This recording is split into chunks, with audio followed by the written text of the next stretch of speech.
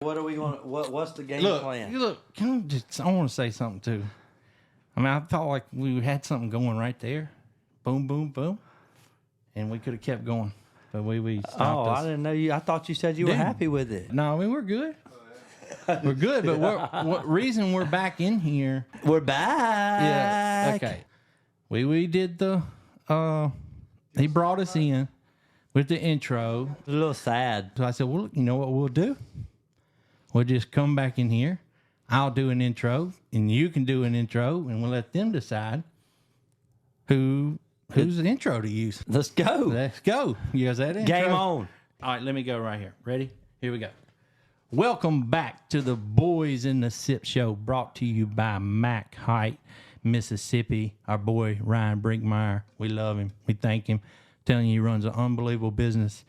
They got they'll take care of you if you need a vehicle. They're the best, sir. They're the best. And we got a pretty good topic this week. I messed up. I'm telling you. Just welcome back to the BOYZINTHESIP Show, brought to you by Mack Height. Boom, and then we get into going. This is why I had to take over the intros. Yes, I mean, because I was like, I'm sick of you rambling. But anyway, So, Bozzy, here. that's your intro. No, well, that's a hell of an intro. Then I'm talking about the other intro. I'll use my the Boyz. sad intro as my entry into this contest. No, but just you got to do something. Now, can we get one that's like, hey, don't forget to visit the Boyz? We own a website that sells do. merchandise. Yeah, we do. Which is basically how we put food on our table. Yes. So from And now sponsors. on, if you don't mind in your podcast, could you please talk about the website for now every And time? our clothes. Look at this. Look how man. good that looks. Dude, I'm clean. I got Look at the that, I'm best clean. one I've ever had. I love that one too. I made you that one. These are about to go on sale. I'm telling you, man, this clean look. Look, y'all like comfort. I'm telling you, these hoodies with these joggers when it starts getting cold I love them. Yeah. All right, it's comfort. All right, you can be sitting in your house eating, watching a football game, look good, be comfortable, or you can put something like this. Put it with your blue deltas. Yeah. Put it with your jeans. It looks good, man. I'm telling you, we'll keep on messing around. We're gonna get something. One of my New Year's resolutions may be I may start dressing nicer. Well, did you mention the BOYZBrand.com? You probably did. BOYZBrand.com. TheBoysBrand.com. TheBoysBrand.com. That's where you go. Go check out our newly deleted and added videos. And look, go check out our website, TheBoysBrand.com.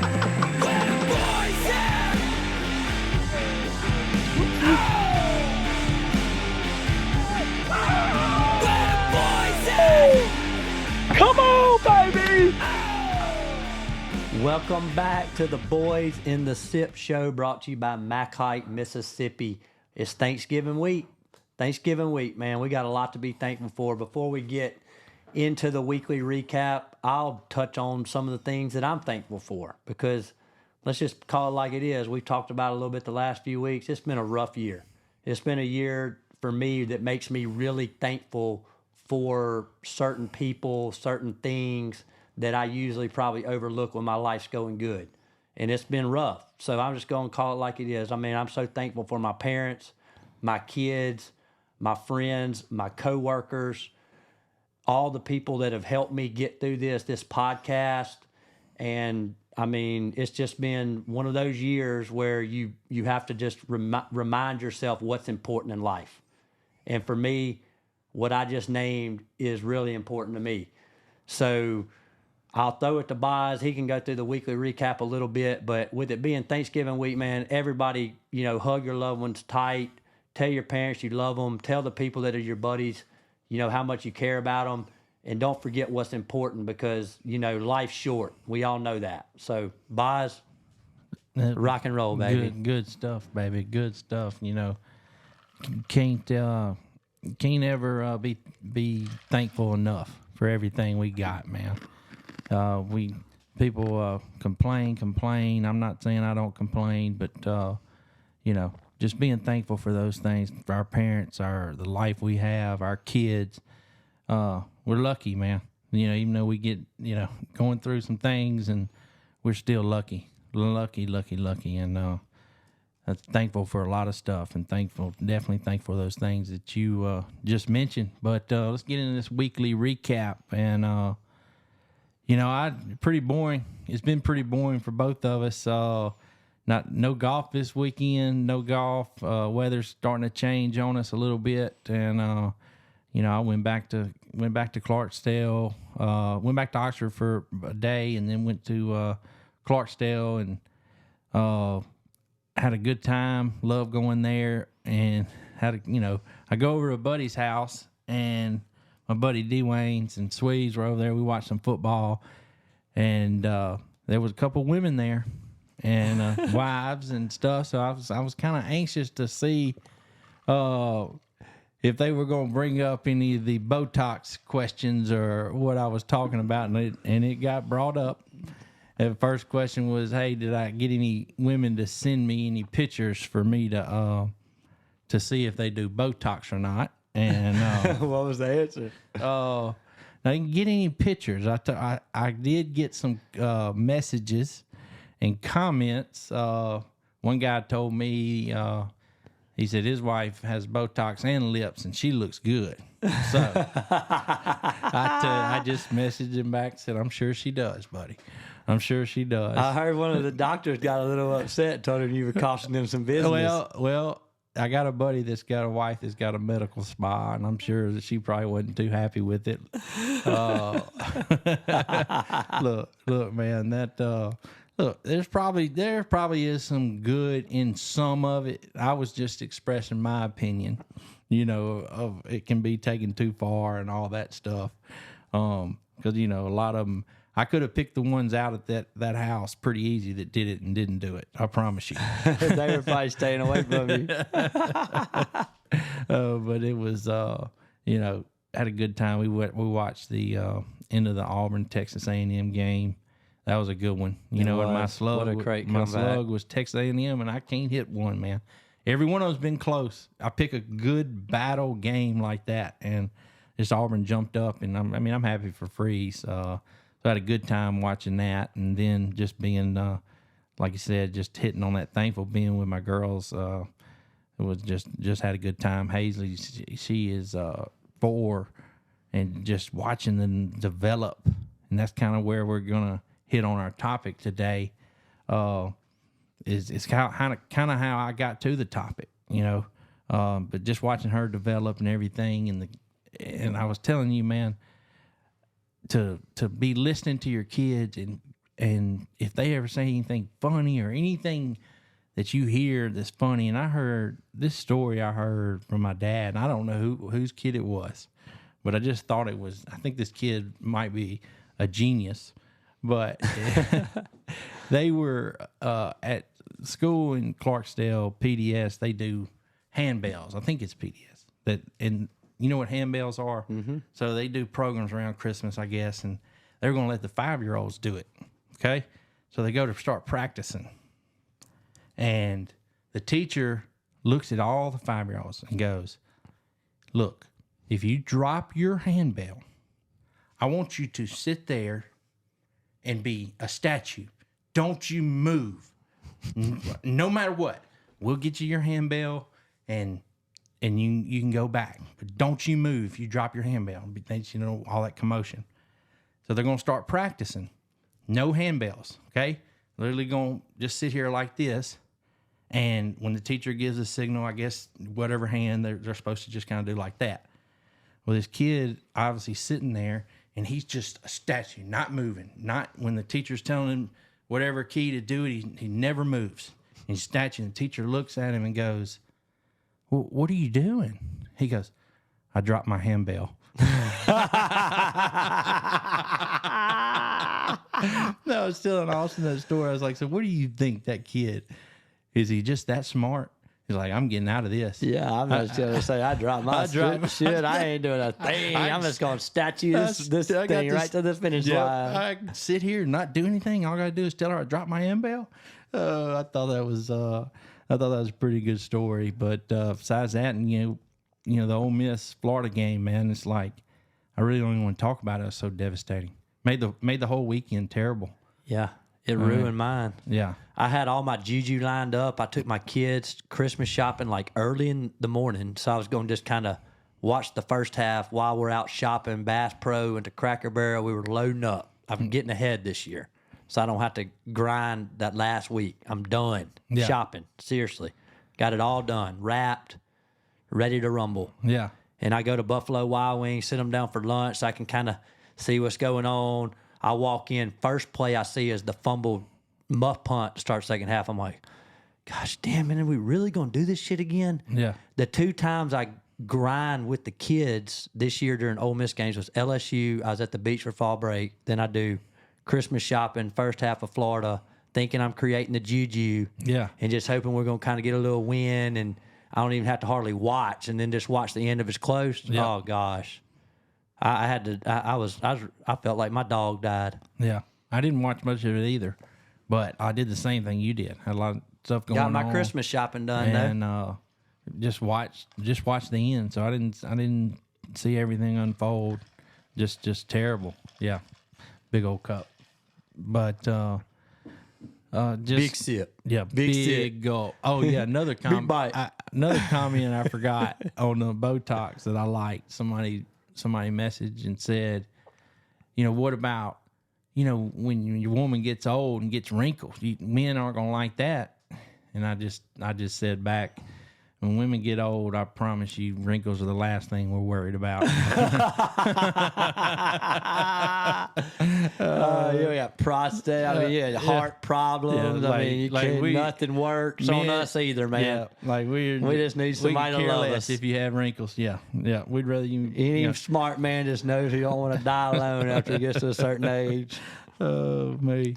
But, I think we can probably kind of get into our topic, and it's, I think it's a good one, because, we got kids, both yours are getting more into it. Speaking of the which, my kids, I'm representing today as we talk about coaching, MRA, state champions.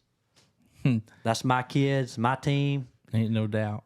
I love them. They're so talented. So you're doing some coaching, and so it'll be good to talk about, and just hit on, man, just hit everything we think about it and what's going on now. And we're not saying we're perfect at all, far from perfect. So there are probably things we can talk about that comes up that'll help us or whatever. If you got any comments, I got a question for you to start it off with. Okay. At what age should, or if any, should it be about winning over having fun? Like, where do you draw that line? Or should you be teaching about winning the second they start? I mean, I'm a winning guy, man. You should always have fun, but if you ain't winning, you're not having fun. And this participation stuff and parents, there's more to life than winning and all that stuff, man. Yeah, there's more to life than winning, but you can teach your kid that it's about winning and working hard and how much more fun winning is. Because it is a game. So Yeah. the purpose of a game is to win or lose. You either have a winner and a loser. But it's so much more to it. It's not just about the sports and the winning, like what you're teaching them that will help them later in life. Mm-hmm. All right?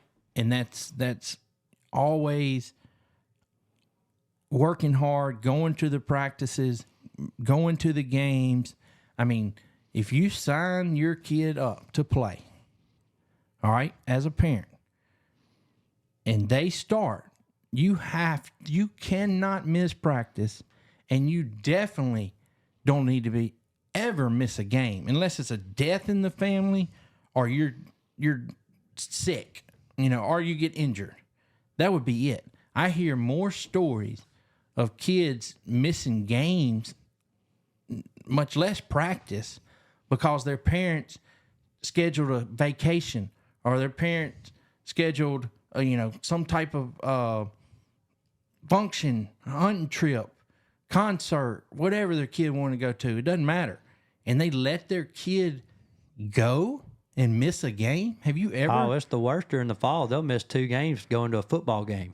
Yeah, I mean, They're in Starkville. What do you mean did they're you in Starkville? ever You miss- signed up to play soccer. Your kid's missing because the adults go to. Why can't y'all watch it on the TV? yeah. You know, or the parents can go leave the kid here. I mean, Let somebody else bring them to the never game. Missed a game or practice. never missed a game. My dad wouldn't have let me. Would not have let me. And that starts with the parents, correct? Yeah. 100%. Like the parent's going to lay the law down. If the kid comes to you, I want to go do this or whatever. And vice versa. A lot of times, like I said, the parents have planned some vacation. Well, you don't plan a vacation if you sign them up to play. You don't do that. Mm-hmm. Okay? Because then that kid thinks, well, he can do it. He can miss. So that stuff comes on the parents. Now, the kid comes up to you asking to miss because he wants to go hunting or he, has something else he wants to do. That's the parents say, no, you're not doing that. You're not. Mm-hmm. And I feel like stuff like that has changed. Can you imagine back even before our time of a kid doing that? What would have happened? I mean, it'd been. But we grew up in a small rural town, though. See, it's different now. I mean, when you grow up in a big town versus a small town, you got way less kids. There's 1 or 2 teams. You're holding each other accountable more. Yeah. You come in Jackson, where I live, and you got 14 teams in each age group. They don't even do like 8, 9. It's like 8-year-old, 9-year-old, 10-year-old. Like they got so many kids playing that, it's way different on accountability and, they miss more. They're playing multiple things. I mean, it's just different. Yeah, but now in the Delta with our old schools, with Lee Academy and Washington and Greenwood, Pilla, all those type schools have shrunk so much. You need those bodies. So, you might have 8 that play on the basketball team. So if one misses, or the football team, you literally have nobody that can fill in. So you got to have bodies.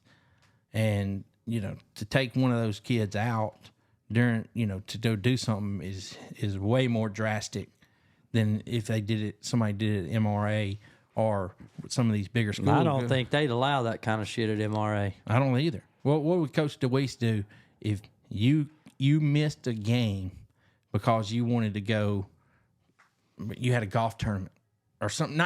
Not saying because you did play golf, all right, but just you put it probably this never way, missed. I think they had 5 games this week alone. Yeah. On Thanksgiving week. I think the only day they don't have a game is Thanksgiving Day. I don't even think they'll be in town. So there's your answer to that question. Yeah. I mean, even when I was at Washington School, you didn't even have holiday breaks. You could barely go duck hunting. You had practice. Yeah. And you didn't miss. You didn't miss. No matter what. No way. And if you did, you didn't play. You were done. You were punished. You were running suicides. I mean, you were going to make up for it. You were going to never do it again if you did. I can promise you that. And then the fact that sometimes these parents get involved in a situation like that and they want to try to take up for their kid in that situation. Yeah. They want to come to the coach. Well, just, the thing I hear is, sports aren't everything, but hey, you sign your kid up. Yeah, it's yes, they aren't everything because odds are they ain't going anywhere in it, but it's sports are life. That's why we love golf. Yeah. That's why we can relate golf to life. It's no different than doing a team sport's like working at a business. You become part of a team. Your role determines how the business does. If you're just, if you're one of the lower on the totem pole, you're going to make less. But the business still needs everybody from top to bottom, just like a team does. Correct. The starters need the backups to help them at practice, even though they may not play in the game. If they commit to the team, they got to stay. They don't need to quit. You don't have to be one of the best players to be part of a team. That's the thing I love about sports. It's really like life. You learn how the person is going to be in life the way they are in sports. Yep. If they hustle at practice, if they cry, if they're tough, they're a good teammate, if they're, supportive, unsupportive, all about themselves. If they pass the ball, don't pass the ball. Do they pick their team up when they're down? Do they get mad at them when they make a mistake? It shows your whole personality. I mean, golf's the number one because you're on your own. You can't hide behind a teammate. There's nobody to blame, Yep. But you get in those team sports, they love blaming each other, pointing that finger. What do you think they're going to do when they get in work? They're going to take the responsibility? That's the key. That's why I think our topic is important, because it correlates. It's like me with my kids in golf. I mean, like, our JV team is mainly older kids that are very smart. Yes, they're not going to start over my 9th and 10th graders that are some of the best players in the state and southeastern part of the United States. They're probably not going to play a match on the varsity, but they can still play every week on JV. They're going to go to college. They're going to they're going to be running a business one day. Yeah. So they'll be on the golf course with people they can make money with, and do deals with. Mm-hmm. It's important. Just like it's important of how you are as a teammate when you're the best player all the way down to middle of the line or bottom. You got kids on teams every year where they're fine with not playing, and they're supportive, and they got good attitudes. And those kids are the ones that become successful in life. Yep. You see it. That's the beauty of sports. It shows you, man. When people are out there competing, and it like I said, it correlates right into life. They're usually the same personality in the work environment as they were on your team growing up in baseball, in football, and soccer. I mean, just think about it. The leaders stay the leaders. The followers stay the followers. So, hitting back on that question you asked of how young you need to start them, and the difference now of how we always played rec ball, all right, and it seems like rec ball's gone away, and especially in our small little towns. I know it's different here, correct? Yeah, we have big rec leagues, but I mean, if you're any good, you're going into the select leagues. You're going into the select. They basically have a rec league in the same league as the select, and they'll come pull them out of rec and move them in. That's how it works. Yeah. So do you think these travel teams, select teams, of how much they play and how many weekends and the amount of money, I mean, don't you think that's changed? And do you think it's good? I mean, one of the main things I've seen moving into a bigger town, and why I'm not rushing my kids back out into sports. I've had them all 1 year in soccer and 1 year in baseball. I kind of got a little dose, but they don't practice. They don't have time. They got too many games. Yeah. So once the season starts, especially, there's very little practice. Yeah, they'll try the good coaches of that really want to be out there and understand and have the time. We'll still try to kind of coordinate practice. Like me and my sister coached baseball last year. Like, we knew it was important to have practice every week because that's where you teach them. Yeah. The games kind of, you're basically practicing to teach them how to play the game so you can keep it going. Yeah.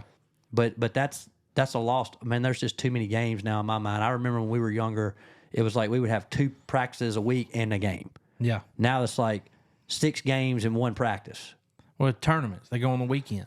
Yeah, and travel ball's different. I mean, they practice. It's a full-time job. It doesn't matter if they're 8 years old, 9 years old. I mean, we got, Cooper, Cub's son, he's in 2nd grade or 3rd grade, and he's freaking at practice. Bodie's at practice. My 7-year-old nephew, 2-3 days a week, tournaments on the weekends. I mean, it's ridiculous how much they're out there when they're on the travel teams. And to me, it'll burn them out. It will burn them out.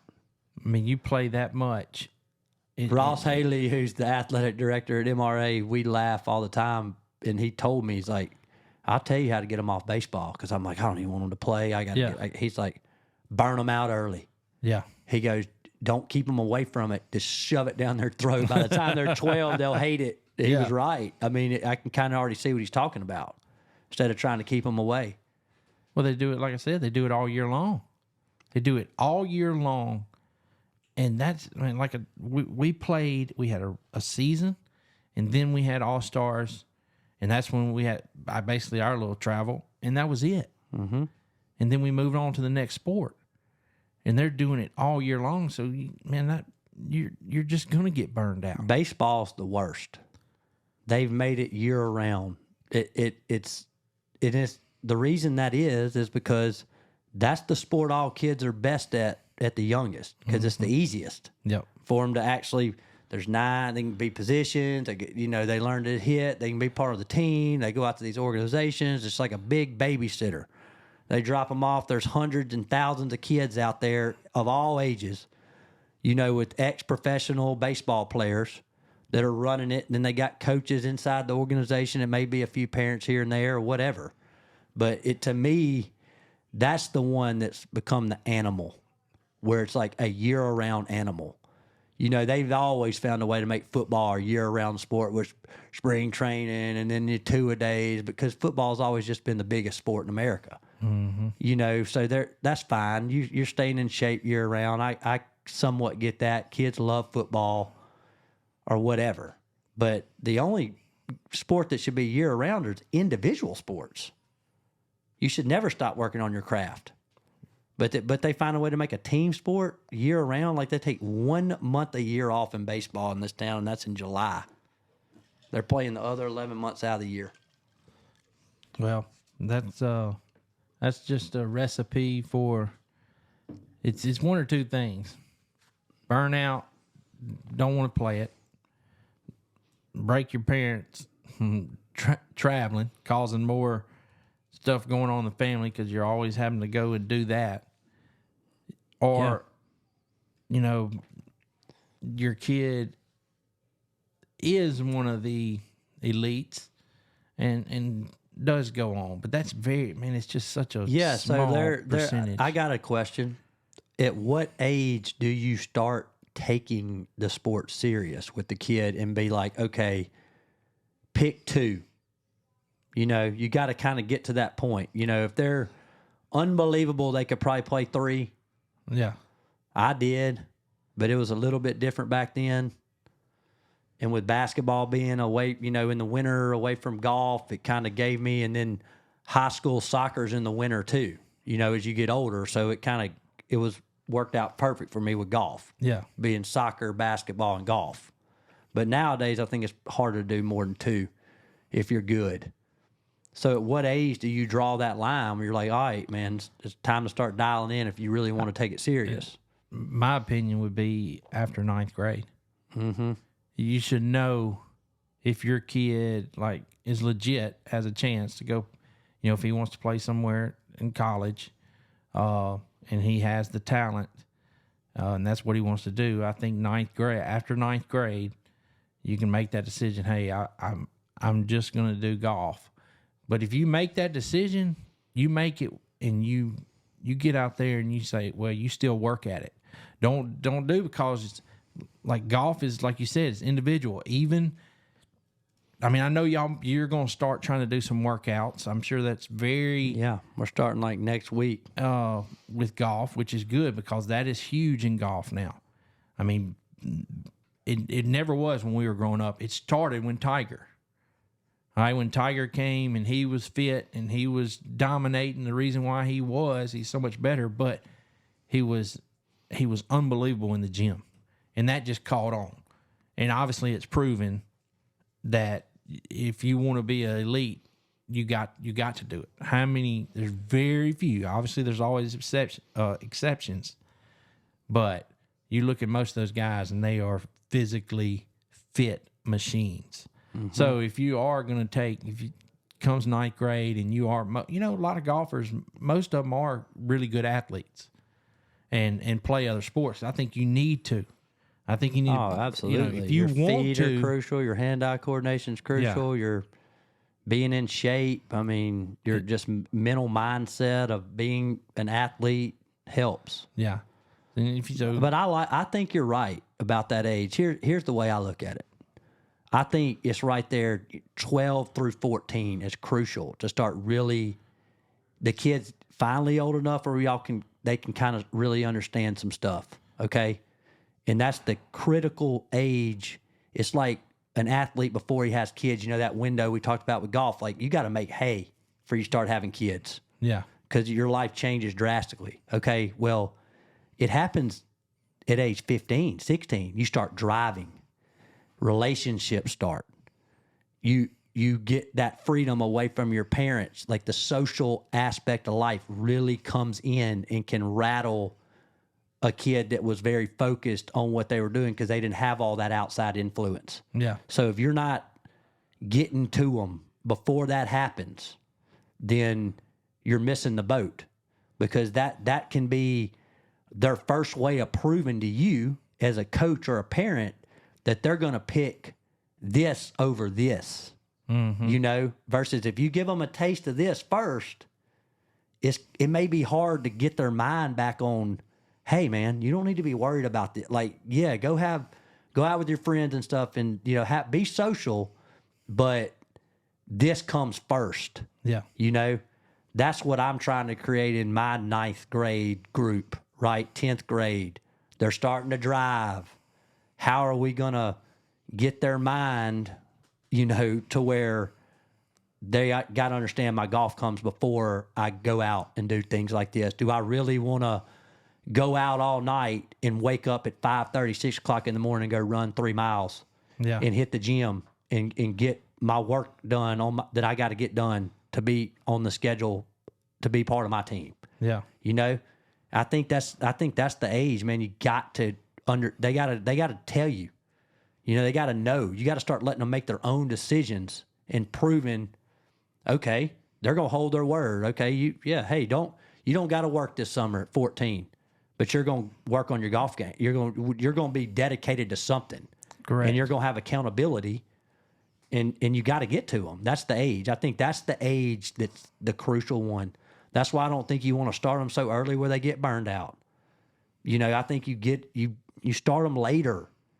Work in the yard. Yeah, you can. The stuff I do with my kids, and I catch hell from some people here and there. I won't say their names, even inside my own family. Why aren't they playing baseball this year? When are you going to take the kids out to play golf all the time or this and that? I'm like, look, I have a game plan. You know, leave me alone. That's my kid. I'm going to take from what I learned. I'm lucky I have most of my friends' kids are a little bit older than mine, so I got some feedback coming from them. And I don't think you need to start them so early. You got to make them want. It's kind of like I like the way it's like getting baptized. I want my kid to get baptized when they come and tell me they want to get baptized. Like Randall's 9. Yeah. She came and told me she wants to get baptized. Okay, you want to go live your life to God, and that's now we're talking. Yeah. Versus me dunking you don't even know how old you are. Correct. And no offense, I'm not trying to offend anybody by saying that at all. That's just my belief system. Just like somebody's going to have a different belief system on how to coach a kid, when to start, when it should be serious, when it shouldn't. But at the end of the day, like we talked about earlier with parents and coaching and how involved should they be or shouldn't they be, we can talk about that a little bit too here in a second. But I was a professional athlete. My grandfather was a professional athlete. I feel like, you know, I know what I'm doing when it comes to that more than somebody else would. That's why I'm quick to go help another kid. Or when they ask, I'm like, hell yeah, I'll help. Because I'm telling you, man, parents can ruin kids. No you doubt. get to that. You know, it's great for a parent to teach a kid up through age 10, 11, 12 and get them into sports and show them basics and be out there with them. And, you know, you can only coach them so long, though. You gotta know when to back off and don't, because their pressure's different for their parents than a coach. We've seen it. We see it with a lot of golfers. Seen it with a few that their parents pretty much never let them make decisions on what to hit. They always told them what to hit, what to do, instead of letting them figuring it out. Yeah. I mean, you can teach them, you know, mechanics and stuff like that, but getting out there and always telling them what they need to hit and this and that, you see it when they get older of not being able to make that decision. Yeah, you've got to find that balance. It is so hard for a parent. And look, it's no offense to them, man. All they're trying to do is help their kid. Yeah. I see it. I see it all the time. I mean, I started when I took over the golf program 3 years ago. my entire starting unit was middle school kids, like 7th, 8th, and 9th graders, or really 7th and 8th graders mainly. And so they're 13, they're 12. Like, their parents have been helping them, which is why half the reason they're good, because their parents were good players and were telling them good stuff. You know, but then you start to crack into that scratch golfer level, mid 70s. It's hard to help a kid get from that level to the next level. I'm sorry, unless you've done it or you're a true teacher, you don't just. You gotta know how to get back. Step back. You do. I mean, and it's hard. And I get it, because they may go get some bad instruction, and you know, you're gonna be kind of mad at yourself as a parent for sending them to the wrong person. But it's a balance that they gotta find there. It's the same way with jumping down a kid's ass so much when he's playing a team sport over there on the sideline. You're not helping him, man. You know, some kids, I remember growing up, like my dad yelled at me, it made me play better. Yeah. Okay, I was wired that way. I wasn't gonna cry. I mean, Billy Joe was psycho. Yeah. Psycho would never stop screaming the whole game. When he coached, didn't coach, it all the way up through, you know, through high school, my senior year. Yeah. When you're out there as a damn near grown man out there, you know you're trying to play as hard as you can. That's just how he is. Yeah. I mean, we hear our little buddies in our group, they're like, win. now I see why your dad's the way he was. Like, I got no chance of making it through these games. I'm about to kill somebody. I'm just up here watching my nephew play the middle school, high school basketball game. Yep. So, I mean, I get it. But, you know, when you know that your kid's going to lay down, when you jump down his shit, you got to know to shut up, man. Yeah. I'm sorry. He's not wired that way. You're never going to yell him into playing better. You know? Unless he is wired that way. I mean, it's a little different, like you said. Yeah. I mean, some play better that way, but Yeah. you got to figure out as a coach and as a parent what makes the kid click. correct. I don't treat any one kid on my team the same. Bottom line. Yeah. That I will talk to them all differently, coach them all differently. I say different stuff to them in the middle of the round. You know, some need to be coddled, some need to be cussed out, some need to be, you know, talk about strategy. It's just all kinds of different ways. That's the coach's responsibility. That's what we're talking about: parenting, coaching kids in sports. Yeah, no different in life. The kid is counting on the coach. That's why I love golf. When I came out of playing pro golf, I'm a big believer you need a coach and a teacher, and damn near like two teachers, like a short game wedge style teacher and then a long game or swing teacher. Like, break it down. And then you need like a mental or a coach, a caddy, somebody that can talk you through stuff. Like, you know, we kind of look at ourselves as we're not a technical style golf coach. Just how to plot your way around the golf course. Yeah, but we'll go give a professional golfer a lesson tomorrow, and I promise you we will help him. Bottom line, in a discussion. We've had them come to us. Yeah. Still do. Getting your kids started in the sport or whatever, you saying that pushing them, you're going to put golf clubs in their hand, you're going to throw them baseball, you're going to throw the football, all that kind of stuff. That's what we did. Yeah. I mean, that's what my dad did. I always just loved it. Mm-hmm. I loved it. I wanted to always do it. He didn't have to push it on me. Correct. That's how JoJo is. My older son, 6-year-old, all he wants to do is throw football back and forth in the den. John never wants to throw. Yeah. He wants to shoot basketball. Like, I don't have to make him want to do anything sports related. But my other son doesn't care. He just wants to ride his bike. He wants to play with tractors. He wants to go get in the dirt pile. It's just a different wire. And he'll get there. And I'm not saying that John's not going to be more athletic. Like, if I had to put money on it, I would say John's going to be the athlete out of the two of them. And he don't care about it. I take him out to the golf course. He won't touch the club for 6 months. He'll just whack the ball 100 yards. Yeah. And once he gets older, and if he loves it, then he'll want to do it. Mm-hmm. But if you were to push it on him right now, every day go out to the golf course, especially that age, okay? Yeah. That's not. It's not really fun for a kid. First They're of all, going to fall asleep after 30 minutes. They're exhausted. It's like when you take them to work with you. They think they want to go to work with you, and you don't even make it an hour. And he's like, "I want to go home. I'm tired." Yeah. I had Hazley out in the front yard the other day, and I had the little club. It's the light one, the little foam balls, and I'm trying my best to get her to make a golf swing. You know, and she's looking at me, she's trying. And I'm like, you know, she would pick the club up and then she would just sweep, you know. Yeah. Just want to Randall sweep. sweeps. She wouldn't take a backswing. She just forward And swing. I try to tell her. She had no, it's like, no. So I'm not gonna sit there and push that on her. Now it's introduced, and I'll take her out to the golf course with me. And hey, if something clicks there, boom. But if it doesn't, and they don't have that drive of, man, I used to want to sleep with my golf clubs back in the day. I mean, you can't ingrain that into a kid. You can't. And if you do try, it's not going to end well, in my opinion. Yeah. So, and that's any sport. Any sport. You should always, I agree, you should get them in every sport they want to play. You try your best introducing and playing. If for some reason, that's our point, they don't want to play, all right, then, and you make them play, then you're gonna. I feel like you're hurting the team because they're gonna want to miss. They're gonna end up quitting. All that stuff. Just make them commit. Yeah. Look, I want you to play, and this is good for you. It's a good learning experience. Keeps you active. You know, you can get better. Do all that. All that. And once they commit, you tell them, well, if we commit to this, we're committing. Not all this missing. And that stuff is coaches out there. Then see how much they want to play shit they don't like when you make them keep going. Yeah. That's your way out. The Ross Haley method. Yeah. Correct. 100%. 1,000,000%. 1,000,000%. 1,000,000%. I can't hear it anymore without dying. Dude.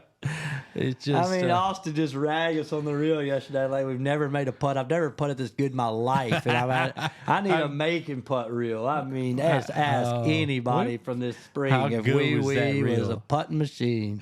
I love that reel. It was so funny, man. Yeah, it was a good one.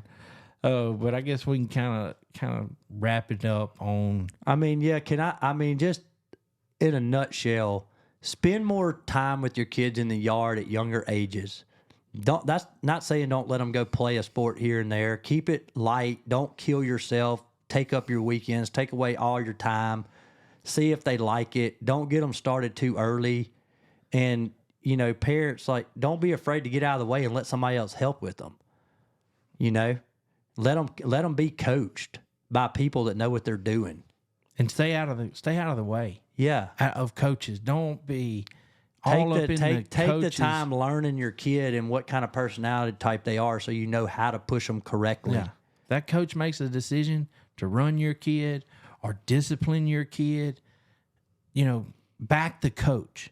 I hear too many kids quitting because they didn't like how they got treated by the coach. I mean, come on, man. Y'all want to see some. I wish we had some clips of when our dads were being coached. When we were being coached, I mean, I saw we had one of the greatest coaches, I believe, high school, Coach Kyle Finney, and that guy was ruthless, man. But he was a hell of a coach. Think about all the coaches that you can say that were ruthless. They're all the greatest. Yeah. I mean, I don't say greatest, but they're the best. I mean, name one. Who's a psycho coach that Washington had that was really, really good? Coach Lott. Coach Bird. I'm trying to think of another one.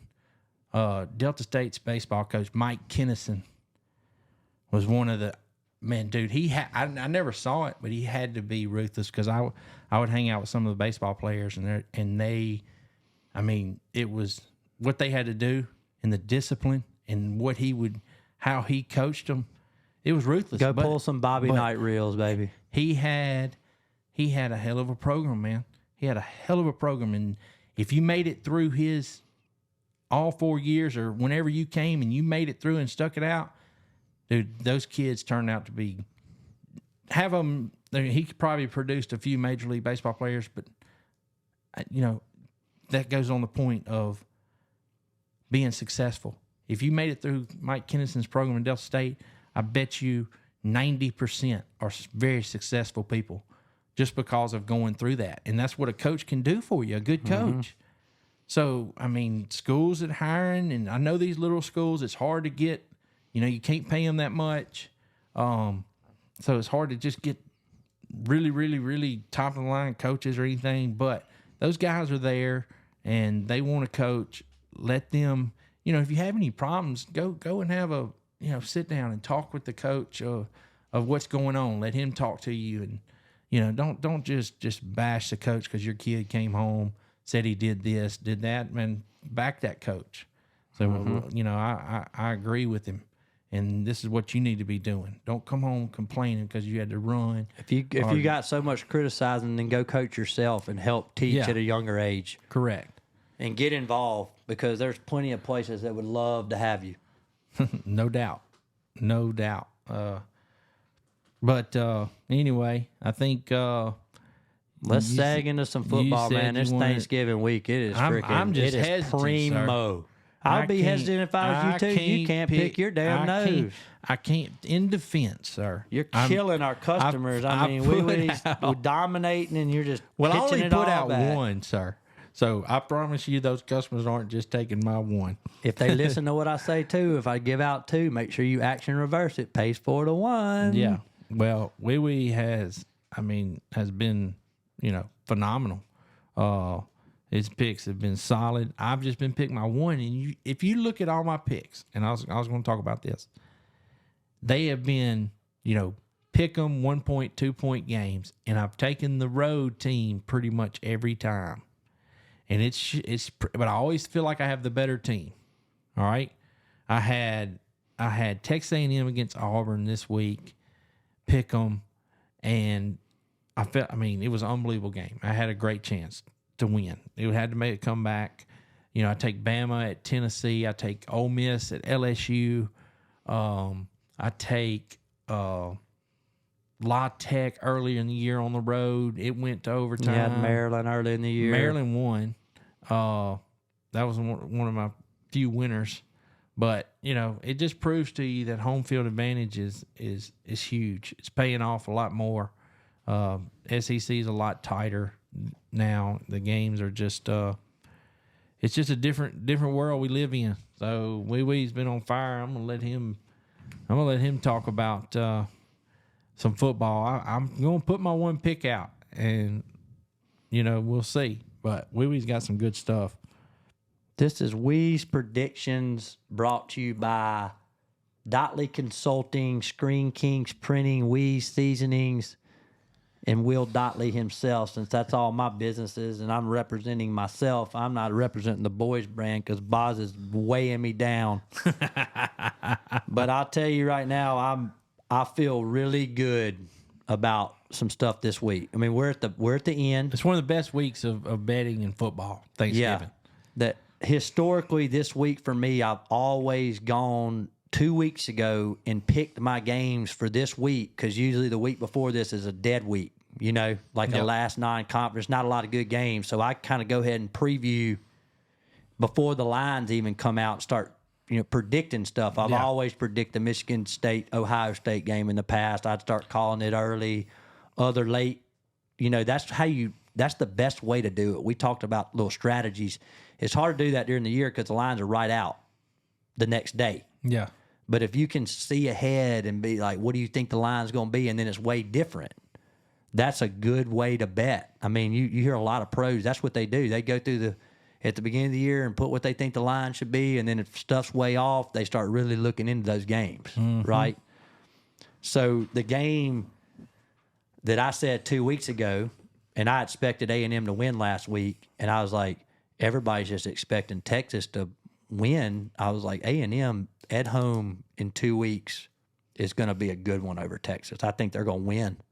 I don't think it's even going to need the points. And I think with A&M losing, Texas has had a good little showing or whatever.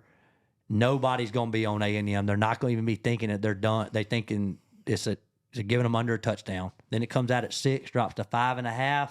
Makes me love it. I love A&M.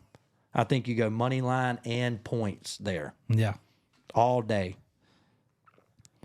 I'll tell you another couple I like too is I'm pulling them up here so I don't leave anybody off.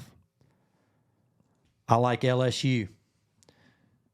I think LSU's, way better than Oklahoma. Oklahoma's coming off that huge win at home against Alabama, riding high. That was their season saver. They're not going to be able to get back up and go into Death Valley. It's 6 o'clock at night on ESPN, and, Brian Kelly's playing for his life right here. LSU's not going to just pitch away a game. I think LSU blows Oklahoma out. They're -6, which is kind of a sucker line. But with Oklahoma winning the game last week, I think LSU just being favored by more than 4 or 5 is going to get some Oklahoma money. I think that's a good number for that game for betting purposes. And I'll tell you, in Bama, if I just looking at it, I feel like Bama's going to blow out. I Auburn. do too. I have that marked. I think it's a good spot for Bama because they're not out of the playoff yet. Like the way it stands, ever since the little college football playoff rankings started, at the end of the year, there's been a 3-loss team in the top 12 every single year. So now there's definitely going to happen this year. So Bama's still got an outside chance of getting in the playoff. They're not going to just lay down behind that loss. Not happening, not in that rival. I don't give a shit what's going on. When they play that game, it's like out for blood. Yep. You got DeBoat. You got their first-year coach. It's his first Iron Bowl. The last thing he wants to do after dropping 3 games in behind Saban is let Auburn freaking beat him. Yeah. So I'm like you. And then Auburn's, it's due Auburn for a letdown. sucks. Yeah, they played good. Look, Freeze, with that team he has to be able to do what he's done, people, I've said it a million times before. I don't understand why there's so many haters on Freeze, but to do what he did with this team that he has, I mean, there's a lot of games he lost very close. Yeah. All right, he beats Texas A&M the other night, and if for some reason he plays this game close, I mean, that's going to be huge. I just feel like it's just a spot thing to me that Auburn's going to have a letdown after last week, and Bama's out for blood, and Bama can blow them out. Yeah, well, even with that line being under 2 touchdowns, to me, like it could be tied going the 4th quarter. Bama still wins by 2 touchdowns easy. Yes. That's just score, stop, score. Yes. Or Auburn's, I mean, when are they going to have 4 or 5 turnovers again? I mean, Thorne, if they loosen up, Auburn's going to be susceptible to turn the ball over. And they're going to open their offensive line up to have a bunch of sacks. I mean, I just don't see Auburn trying to slow that game way down. They have to win to get in the bowl. They're going to open up and just see what happens. Auburn ran the ball good against Texas A&M, which it's always. Well, they knew they had to. Yeah, which is huge. I mean, rushing the ball is huge. 2 plays, all right, that I can't really put out, but I absolutely loved and took was Oklahoma's second half was catching 10.5 points. They had almost 200 yards rushing the first half. So they were dominating. Yeah. I got 10.5 points winner. And then Auburn second half, which I couldn't take because I had taken Texas A&M. So I couldn't take a chance of middle myself. Correct. But Auburn was catching 3.5 second half at home, and they were rushing the ball great. And they both were easy winners. Not easy, but they were. Oklahoma was easy. Auburn, you saw the second half of that, but it was definitely a winner. I mean, what do you think about the Egg Bowl? I mean, do you think that State's got any chance of playing us close? The line's 26. So the only thing that would scare me is we got banged up pretty good. All right, there's no chance we get in, is it? No. I mean, that's what I'm thinking. So because Alabama would go in over us because they've just got 4 top 15 wins. Yeah. So Bama's got more good wins than any team in the country. My thinking is why. So I feel like some of these other players, I mean, or even Dart. I mean, he's done after this year, correct? And he's going to go in the NFL draft. This ain't going to be where they sit. It'll be the bowl game. I mean, shit, dude. Thanksgiving. The NFL season doesn't start until next August. Even if they tore their ACL, they'd be ready to go by the week 1. Yeah. Well, 26 points is a lot. Maybe they're out there. Maybe they'll come out to prove something because it is Mississippi State. I just wouldn't touch the game because you never know in this situation. So I think we got after that loss. I mean, this game the crowd that's going to be there is probably going to be cut in half because of this. Just think how big it would have been.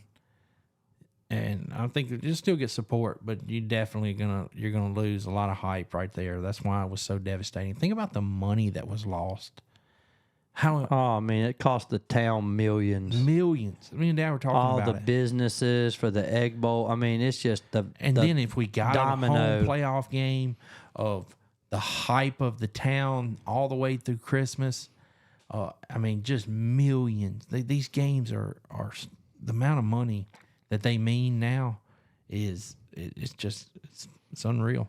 So I mean that game, the pressure. I felt like Dart. I just felt like he didn't handle the pressure, and he hadn't handled it in the spots. Did he handle it in Kentucky? Did he handle it in LSU late? Didn't get the game-winning drives. I wonder how many game-winning drives he's had. I have to look it up. Our offense just wasn't that good without Trey Harris. Yeah. We didn't really have a running game, and we didn't have a go-to guy. We didn't have that security blanket. We have nobody to get a 5-yard pass to. And our center or goes turn out. around and run the ball. I mean, it was just over, man. Yeah. Fucking over. And no reason. I'll tell you who else I like this week is I like Arkansas at Mizzou. I wanted to go against Mizzou last week against State, and I stayed off when I saw the line go way up, and then I replaced it with Vandy and ended up making a good replacement there and just betting on 2 plays because I loved Oklahoma the whole time and go 2-0. But I think this is the week you go with Mizzou. They went at South Carolina, a long bruiser, back-to-back road games. They go to Starkville. State started off playing them pretty good, and they had that fumble for a touchdown. Then Mizzou kind of took over the game. State made a little run late, but then they're coming back home. They really still don't have anything to play for. Coming off back-to-back road games, Arkansas has been sneaky all year, and the line's only 3.5. I mean, that just don't make any sense. I feel like Mizzou should be 6 or 7 point favorite there. 3.5 tells me that Arkansas is going to win. I like Arkansas a lot. Then I like Rutgers. Yeah. I like our boy, our sportsbook partner. That's his team. They're going to Michigan State. Michigan State's favored by 1.5 at home over Rutgers. I think Rutgers is the better team. The line tells you they're better. And Rutgers is 6-5. Michigan State's 5-6. It does scare me a little bit. Michigan State wins. They're in a bowl. So they got a lot to play for. Bowls don't mean anything to those kids anymore. Yeah, but Rutgers to me is just better. They're a better. I think that's a good value bet there. I love it. I love it, sir. That's what I'm looking at. Well, Thanksgiving weekend, everybody have a good time, man. Everybody be safe, travels. Y'all remember, be thankful. Say what you're thankful for. I mean, it's you can't ever be too thankful for what we got, and the little problems we complain about. Just realize that there's a lot worse out there that it can be. And go be with your family, like you said. The country's on the mend, baby. Oh, you started the CMAs. It's coming. Yeah. We're back. Yep, no doubt. Put all the negativity and the doubt to the side and realize it's big man upstairs got everybody taken care of. Happy Thanksgiving. Happy Thanksgiving. We out, baby.